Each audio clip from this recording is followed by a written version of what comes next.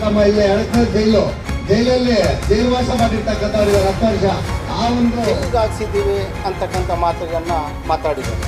ನಾವು ಯಾರನ್ನ ಹಾಕ್ಸಿದ್ದೀವಿ?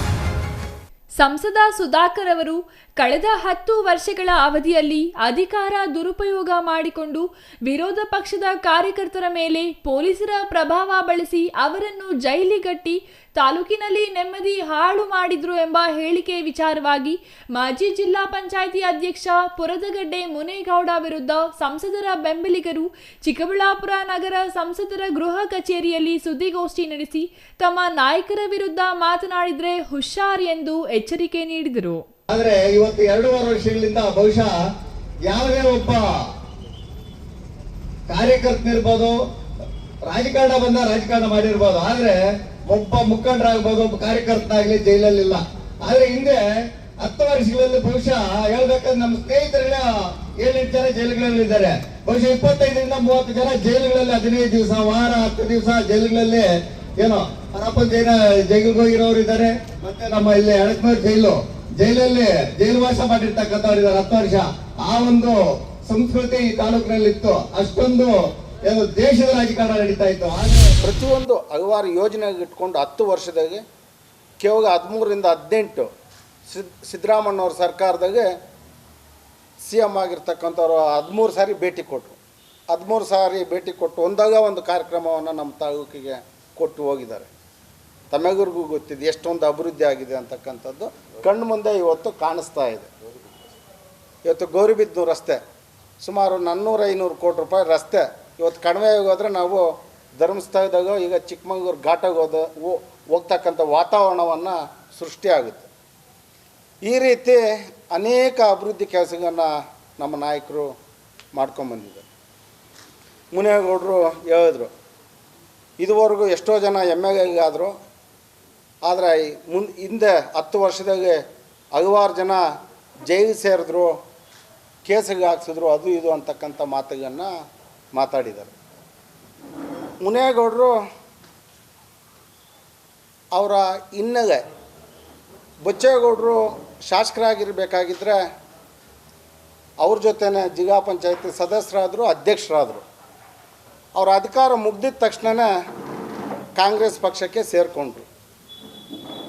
ಬಚ್ಚೇಗೌಡ್ರನ್ನ ನಾನಾ ರೀತಿ ಟೀಕೆಗೂ ಮಾಡಿದ್ರು ತಾಲೂಕಾಗಿ. ಯಾವ ರೀತಿ ಅಂದರೆ ನಾನಾ ರೀತಿ ಟೀಕೆಗೂ ಮಾಡ್ದ. ಆದರೆ ನೆನ್ನೆ ಹೋಗಿ ಕಾಗಿಡ್ಕೊಂಡ್ರು. ನೆನ್ನೆ ಮತ್ತೆ ಹೋಗಿ ಬಚ್ಚೇಗೌಡ್ರನ್ನ ಕಾಗಿಡ್ಕೊಂಡ್ರು. ಆ ರೀತಿ ಕಾಂಗ್ರೆಸ್ ಪಕ್ಷಕ್ಕೆ ಬಂದು ಆಮೇಲೆ ನಮಗೆ 23ರಲ್ಲಿ ನಮ್ಮ ಹತ್ರ ಬಂದು ನಾನು BJPಗೆ ಸೇರ್ತೀನಿ, ನನಗೇನು ಅಧಿಕಾರ ಬೇಡ, ನಮ್ಮ ಡಾಕ್ಟ್ರ್ ಸಿಕ್ಕೋದೀಗ, ಇಷ್ಟೊಂದು ಅಭಿವೃದ್ಧಿ ಮಾಡಿದ್ದಾರೆ, ಅವ್ರ ಜೊತೆ ನಾವು ಓಡಾಡ್ಕೊಂಡಿರ್ತೀವಿ, ನನಗೆ ಅಧಿಕಾರನೇ ಬೇಡ, ನಾನು ಬೆಂಗಳೂರಿಗೆ ಯಾವುದನ್ನು ಕಾರ್ಪೊರೇಟ್ ಕೊಟ್ಟರೆ ಸಾಕು ಅಂತಕ್ಕಂಥ ಮುನ್ವೆಯನ್ನು ಇಟ್ಕೊಂಡು ನಮ್ಮ ನಾಯಕರು ಸೇರಿಸ್ಕೊಂಡಾಗ ನನ್ನ ವಿಚಾರಿಸಿದ್ರು, ಏನು ಕೃಷ್ಣಮೂರ್ತಿ ಸೇರಿಸ್ಕೊಳೋದು ಅಂತ. ನಮಗೆ ಅದನ್ನ ಬುದ್ಧಿ ಗೊತ್ತಿತ್ತು. ನಾವು ಬೇಡ ಅನ್ನೋದು ಯಾಕೆ, ಕೇವಲ 1-2 ವರ್ಷದಾಗ ಅವನ ಮಟ್ಟ, ರಾಜಕಾರಣದ ಮಟ್ಟ, ಅವನ ಯೋಗ್ಯತೆ ಗೊತ್ತಾಗುತ್ತೆ ಅಂದ್ಕೊಂಡು ನಾನು ಆಯ್ತಣ್ಣ ಅಂದೆ.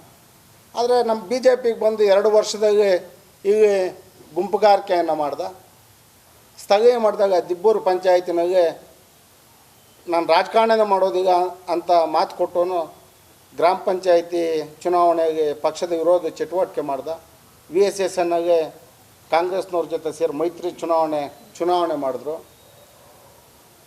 ಮತ್ತು TFCMS ತಮ್ಮೆಲ್ಲರಿಗೂ ಗೊತ್ತಿದೆ, TFCMS ಏನು ಮಾಡಿದ್ರು ಅಂತಕ್ಕಂಥದ್ದು.